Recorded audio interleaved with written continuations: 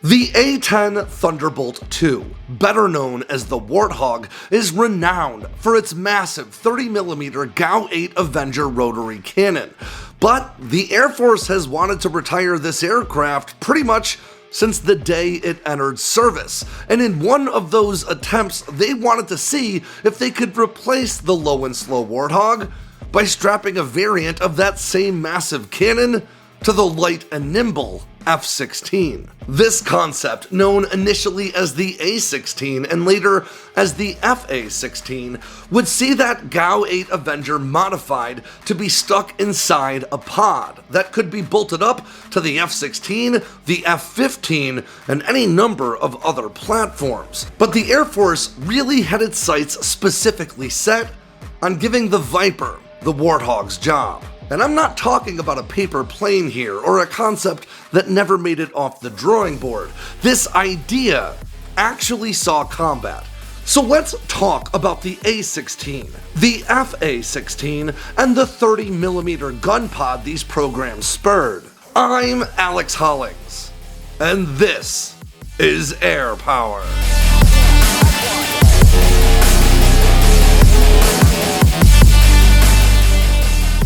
Ground news makes it easier than ever to stay on top of what's going on in the world, while also peering right through the veil of media bias that's so common in today's news coverage. And they do that by collecting news articles published by outlets all over the globe and placing them in a single, easy-to-read feed. Here's a great example and a story that's worth discussing. The head of Ukraine's Air Force, Serhiy Hulupsov, recently said that Ukraine will be storing some of their F-16s in NATO nations, not operationally, but effectively to leave them there as spares to replace aircraft that they lose, either in combat operations or in attacks on the runway. Right here on Ground News, we can see that 44 news outlets have already covered this story, including 7 left-leaning ones, 9 right-leaning ones, and at least 16 centrist outlets. And just to the left of that, we can not only get the summary of this story from Ground News, but we can also check out some different headlines based on political affiliations, with left-leaning outlets like this one running headlines that say, Ukraine may store some F-16 warplanes in other countries to protect them from Russian attacks, versus the Russian state media-affiliated TASS news agency, which ran the headline, some of F-16s transferred to Kyiv to be deployed outside Ukraine. And you can see how both of these headlines are technically factually accurate, but the word choices are clearly meant to convey different images. In fact, you can even use the location feature to see which nations are covering a story and which ones are giving it the silent treatment. Because, after all, bias isn't just about how you cover a story, but it's also about how you choose which stories you cover. Ground News is an indispensable tool for my research and a big part of my news consumption in general, and it can be for you too. In fact, I can get you a great deal. Just go to ground.news/sandboxx with 2 X's or follow the link in the description below to get 40% off the same Vantage plan that I use every day. Again, that's ground.news/sandboxx to get 40% off their Vantage plan to help you stay on top of things. The idea of using the F-16 for close air support certainly isn't new, but the A-16, swapping out that F for fighter prefix in favor of A for attack, was a pretty novel concept, and in its purest form, it would have seen the broadly capable fighter absorb the close air support mission by delivering a variety of air-to-ground munitions, but most prominent among its weapon systems were gun pods carried beneath each wing and the aircraft's centerline. These pods housed a pair of matching 7.62mm miniguns under wing, which were meant to support the primary cannon system bolted to the fighter's belly. A massive 30mm rotary cannon that fired Red Bull can-sized depleted uranium projectiles at targets at a rate of around 40 rounds per second. The Air Force hoped that this combination of the F-16's speed and agility and the A-10's incredible firepower would result in a more survivable close air support platform, one that's capable of offering the Warthog's ground-pounding presence without the vulnerability to enemy air defenses that comes with it. The idea seemed so promising, in fact, that a small batch of F-16s were even modified and equipped with a new pod-based variant of the A-10's cannon and then deployed to Iraq in Operation Desert Storm, where a group of pilots from the New York Air National Guard were tasked with determining once and for all whether or not this A16 Concept had wings. And within just about 48 hours worth of combat operations, the Air Force came to realize that despite their concerns about how survivable the Warthog may be in contested airspace, not even mounting a 30mm cannon on the F-16 was enough to bring the A-10 down. But to really understand this story, we need to start back at the beginning, with what the A-10 was designed to do and why that makes it so special. You see, the Warthog's path to duty arguably began during the Vietnam War, when the US came to recognize that high-speed, low-loiter time platforms like the F-4 Phantom were ill-suited to fly close air support missions for troops on the ground. As a result, the Air Force turned to its Korean War-era A-1 Skyraider for the job, but with a standard cruising speed of under 200 miles per hour and 4 20mm cannons on board with just 200 rounds for each weapon, the aircraft not only lacked the necessary firepower for the job, but it was also seriously vulnerable to small arms fire. But while the need for the A-10 may have been first recognized in the Far East, the aircraft's focus throughout development was decidedly further west, namely in a lowland corridor on the border between East and West Germany, known as the Folda Gap. This area, some 60 miles northeast of Frankfurt, included several narrow open passes tucked away between rolling German hills, making it uniquely suited to allow columns of Soviet armor to pour into Europe in the event the Cold War ever turned hot. With only around 250,000 American troops pre-positioned in Western Germany at the time, and roughly 1.2 million Soviet and Allied troops staring them down from the opposing side of the Folda Gap, NATO planners had no real illusions about their chances at successfully stopping such an assault, nor about where it would come from. As Colonel Thomas E. White, the commander of the 11th U.S. Armored Cavalry stationed at the mouth of the Folda Gap, told the LA Times in 1987, "This is the frontier where it would happen." The pressing need to find a way to curtail an armored Soviet advance through this region definitely informed the selection of the new A-10's primary weapon system, a massive hydraulically driven 7-barrel rotary cannon, capable of slinging 30mm armor-piercing rounds with selectable speeds of 2,100 rounds per minute or a mind-blowing 4,200 rounds per minute. At full tilt, this 20-foot monster of a weapon could deposit 70 rounds on target per second, meaning the Warthog could empty its entire standard loadout in just over 16 seconds of sustained fire. But while that might not seem like much, there aren't many targets on the planet that could withstand a full second of sustained fire from this powerful weapon, making the 1,150 round standard loadout and the 1,174 round maximum loadout more than enough to have the necessary effect.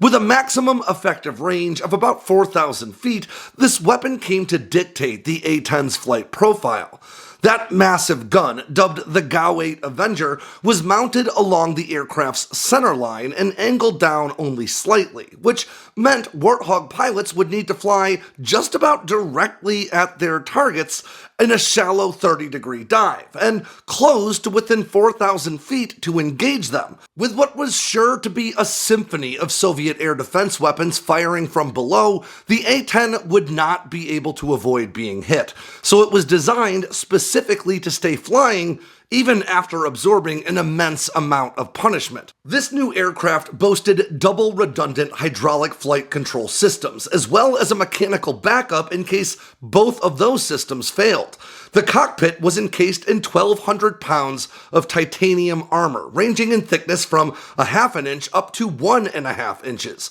enough to withstand a direct hit from 23mm gunfire and indirect hits from weapons as large as 57mm. Its engines were positioned high atop the aircraft, limiting the chances of debris being sucked into them while operating from austere forward airstrips, and self-sealing fuel tanks with check valve-equipped fuel lines helped ensure any puncture of the fuel system would not result in the jet going down. The A-10 was over-engineered to be able to make it home while down an engine, after losing half a tail or even half of one of its wings. To put it simply, the Warthog was meant to be a flying tank, but even with all its baked-in survivability, the Air Force still recognized that the aircraft itself just wasn't all that survivable. According to a report published by Combat Aircraft magazine, the Air Force still predicted that a war in Europe would result in substantial A-10 losses, as the aircraft were tasked with engaging columns of Soviet armor amid an inverted hailstorm of anti-aircraft fire. Estimates projected that in every 100 sorties, the branch could expect to lose roughly 7% of the A-10s involved, which was a big problem, seeing as the plan to stifle a Soviet advance through the Folda Gap called for each A-10 pilot to fly roughly 4 sorties per day for a combined minimum of 250 sorties. As War is Boring would later point out, at a 7% loss rate, flying at that operational tempo would have meant that each of the 6 A-10 forward operating locations in Europe would lose at least 10 jets per day. At that rate, America would lose every A-10 in its arsenal, roughly 700 jets, in just about 2 weeks. That is to say that the A-10 Thunderbolt II was not designed to survive in contested airspace, but was rather built to last just long enough to inflict heavy losses on invading Soviet forces before being all but inevitably shot down. Or to put it into slightly more frank terms, the A-10 wasn't designed to win a war. It was designed to go down fighting, and to drag entire columns of Soviet armor to hell with it as it went. Now, I recognize that this concept of operations might sound downright cynical to our modern ears, but it's important to understand the stakes of such a conflict between nuclear powers.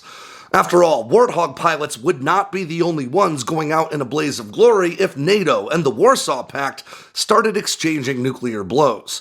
But while strapping highly trained pilots into what could arguably be called heavily armed kamikaze tank killers may have been seen as an operational necessity at the time, it was very clearly not an optimal solution, and the Air Force started looking for ways to retire its new flying tank almost as soon as it entered service. Several efforts at fielding more survivable close air support aircraft soon emerged, including a heavily modified iteration of the A7 Corsair II that would have boasted the same F-100 afterburning turbofan engine as the F-15 Eagle, but none managed to demonstrate the necessary combination of value and survivability needed to step in and replace the still new at the time A-10 Thunderbolt II. So the Air Force opted for a new approach, looking to aircraft that were already in service and demonstrating the sort of high-speed survivability they were looking for, and then trying to just strap the A-10's massive 30mm cannon onto them instead. To accomplish this, the Air Force kicked off a new program called Pave Claw, which sought to reduce the size and weight of that Avenger rotary cannon and then stuff it into a gunpod that could be carried by other more survivable jets.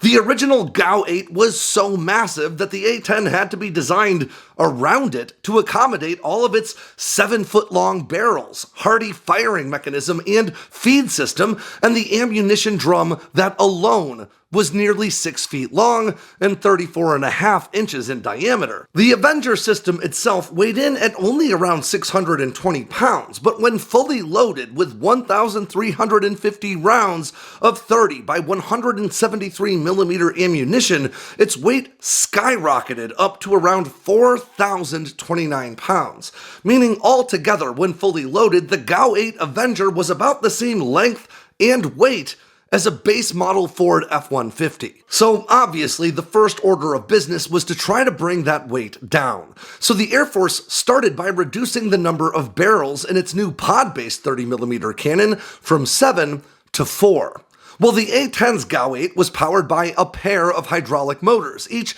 with independent redundant hydraulic systems. The pod-based cannon would use a single pneumatic drive powered by a 3200 psi composite bottle of compressed air. Of course, the biggest source of weight for the GAU-8 was its Coke bottle-sized 30mm depleted uranium armored-piercing rounds, and there was no way a pod-based variant would be able to carry as much ammunition as the Warthog. Nonetheless, a cleverly designed helical magazine that saw the rounds spiral around the cannon itself inside the pod made it possible to carry 353 rounds on board. With fewer barrels and a different drive system, this new 30mm gun pod could only manage a comparatively measly 2,400 rounds per minute, just over half of the GAU-8's maximum fire rate, but that could still nonetheless put 40 rounds on target per second. When you account for the half second it took for the barrels to get to speed, that meant a pilot could burn through every round on board in under 10 seconds of sustained fire. But in those 10 seconds, this new gun pod could unleash some serious destruction. The new 4-barrel 30mm cannon was dubbed the GAU-13A. Once complete, it weighed in at just 333 pounds and stretched just over 9 feet long, making it roughly half the weight of the GAU-8 at less than half the length. The pod that housed the weapon was entirely self-contained and designed to be mounted on just about any tactical aircraft with standard 30-inch lugs, including the F-15 Eagle. The Strike Eagle, of course, would not emerge until a few years later, but the Air Force already had one very specific fighter in mind: the broadly capable and extremely agile F-16 Fighting Falcon. Now, the General Dynamics F-16 Fighting Falcon entered service just 1 year after the A-10, but from a technological standpoint, it was practically from another era. Meant to serve as a low-cost supplement to the immensely expensive F-15, the small and nimble F-16 was the first production fighter ever to incorporate fly-by-wire control, which brought with it a revolution in fighter design that coincided with the advent of John Boyd and Thomas Christie's energy maneuverability theory model of aircraft performance. Or to put it another way, the F-16 was the first fighter designed for air combat in the truly modern sense, embracing quantitative data over the pervasive belief at the time that air-to-air combat was more art form than science. Aircraft up until that point had been designed to have what's commonly known as a positive static stability, which basically means the aircraft is shaped in such a way that air flowing over its wings and control surfaces will make it stable by default, forcing the pilot to trade either kinetic energy, speed, or potential energy, altitude, to overcome that inherent stability and perform aerobatic maneuvers. The F-16, on the other hand, was inherently unstable, but used an onboard flight control system to make constant small adjustments to the positioning of its control surfaces to make it seem stable in level flight. And as a result, this new fighter didn't need to trade nearly as much energy to snap into aggressive aerobatic maneuvers, allowing it to retain as much speed and altitude, or energy, as possible. The more energy that aircraft maintains, the more it has to trade for further maneuvers, and the bigger advantage it has in a dogfight. But as the Air Force soon came to realize, despite being designed with an air-to-air focus, the F-16 could do a whole lot more than just dogfight. And while the F-16 was envisioned as an all-business dogfighter by Boyd and his controversial group of colleagues known at the time as the Fighter Mafia, it wasn't long before the Air Force started leaning in to the F-16's air-to-ground chops. The F-16 entered service in 1978, but proved so well suited for ground attack operations that by 1981, just 3 years later, every F-16 to roll off the assembly line came with the standard built-in structural and wiring provisions required to leverage a variety of air-to-ground bombs and missiles. And the very next year, production began on the GAU-13A and its GBU-5 gunpod, which the Air Force believed could turn the air-to-air focused multi-role F-16 into an attack-specific 30mm close air support machine. Before long, the branch began setting F-16 airframes aside to be modified for this new role, which they started calling the A16, again swapping out that F for fighter prefix in favor of the new A for attack designation. This new Block 60 A16 would boast a great deal of onboard firepower, delivered primarily by that massive GAU-13 30mm cannon, but bolstered by twin 7.62mm miniguns mounted in their own pods under each wing. Targeting for all this firepower would be bolstered by a new conformally mounted FLIR targeting system dubbed Falcon Eye, which was then integrated with the Cat's Eye helmet-mounted targeting sight that was similar in some regards to the monocle sighting systems employed by Apache helicopter pilots. These changes, and a slew of others, however, saw the A16 concept quickly balloon in both price and in weight, effectively eliminating two of the F-16's primary strengths in the Air Force's eyes. Now, two existing Block 15 F-16s were modified and converted into the A16 trim at Shaw Air Force Base for testing, but the effort was curtailed by a lively debate about what kind of aircraft was truly suitable for the close air support mission.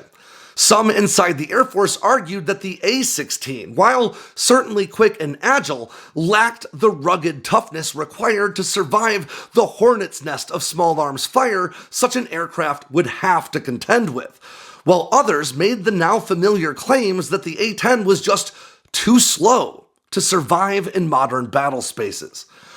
Ultimately, however, the argument was made moot in 1990, when the U.S. Air Force was ordered to maintain two wings of A-10s for the close air support mission, whether they liked it or not, effectively killing off the A-16 concept that the branch hoped would serve as a suitable replacement. But while Congress could force the Air Force to keep its Warthogs, they couldn't make them like it. And the branch kicked off a sizable retrofit of some 400 F-16s with a slew of new close air support focused systems, even if the GBU-5 gunpod wasn't among them. Then, as the Desert Storm air campaign kicked off in the early days of 1991, the Air Force saw its opportunity to demonstrate that the F-16 really could fly and fight using its podded 30mm rotary cannon. So, a group of 24 F-16As and Bs out of the 174th Tactical Fighter Wing of the New York Air National Guard were equipped with the GBU-5 30mm gunpod and redesignated F-A16s, combining both fighter and attack prefixes in the same way the Navy has with the F-A18 Hornet and Super Hornet. These aircraft flew into the fight with the Air Force's close air support hopes resting on their shoulders, or maybe I should say wing roots, aiming to take on columns of Iraqi armor and demonstrate that the F-16 could fly the close air support mission every bit as well as the A-10, but with a whole lot more survivability in its corner. But despite the pilot's best efforts, the 30mm gun pods just did not live up to expectations. First and foremost, that centerline pylon mount for the nearly 2,000-pound when fully loaded gun pod quickly proved insufficient for the job, with the weapons literally knocking themselves off center after just a second or two of sustained fire, eliminating the weapon zero and making it all but impossible to accurately lay down fire. But while that could probably be addressed with just a bit more R&D, the other issues were more inherent to the differences between how the F-16 was designed to operate and how the A-10 was designed to fly. You see, while the A-10 flies at a standard cruising speed of just around 335 miles per hour while engaging ground targets, which the Air Force felt was much too slow, the F-16's cruising speed is usually almost twice that, at just a bit shy of 600 miles per hour. In theory, this added speed would make the F-A16 a harder target for ground troops to hit, but in practice, It meant the F-16's pilot had significantly less time to line up a target during their shallow dive toward the Earth on a gun run. And just as pressing, when the weapon actually fired, it created such immense vibrations within the light-and-nimble hot rod fighter that there were palpable concerns about it actually damaging its onboard electronics. Within less than a day or so of combat operations, F-16 pilots transitioned to using that 30mm pod as an area effect weapon, effectively giving up on the idea of precision targeting in favor of using its massive rounds more like cluster munitions over a much broader area. And within just 2 days of combat operations, the whole idea was scrapped. The gun pods were removed, and America's only ever F-16s transitioned back to their conventional bomb-dropping attack roles. And just like that, the A-10 was given its second of many stays of execution, proving once again that no other platform in the American arsenal could effectively employ the mighty GAU-8 Avenger rotary cannon, and as such, could absorb the close air support role as the Air Force saw it at the time. Of course, in the years since, the F-16, F-15E Strike Eagle, and even much larger platforms like the B-1B Lancer have all proven to be close air support experts in their own right, thanks to the widespread adoption of precision-guided munitions that allow these aircraft to engage enemy troops effectively without having to adopt the Warthog's daredevil flight profile. The A-10, which was a specialty aircraft built to fly and die in a world-ending conflict over Europe, would go on to become a troop and fan favorite throughout 2 decades of the global war on terror in the Middle East instead, where American forces fought an asymmetric conflict against adversaries with no appreciable air defense capabilities to speak of, proving once and for all that if you build an aircraft tough enough, a viable use case will present itself, and in a few rare occasions it might even be tough enough to secure its place in the pantheon of legendary combat aircraft. A pantheon the A-10 has already been circling at low altitude for years now. Today, the A-10 is once again staring down the 7-foot barrels of retirement, but thanks to the A-16 and F-A-16 efforts, the branch has no illusions about the need to strap its legendary gun to another jet when it does. But the GBU-5 gunpod is still around, and you never know what the future might bring. And with that ends yet another edition of Air Power from Sandboxx News. I'm Alex Hollings. Make sure to swing by sandboxnews.com today and every day for all the latest in news and entertainment from all around the force. If you got anything out of today's video, make sure to click like and subscribe down below, and leave me a comment so I know what I should cover next. And of course, don't forget to tap on that bell icon so you never miss a drop from Sandboxx News.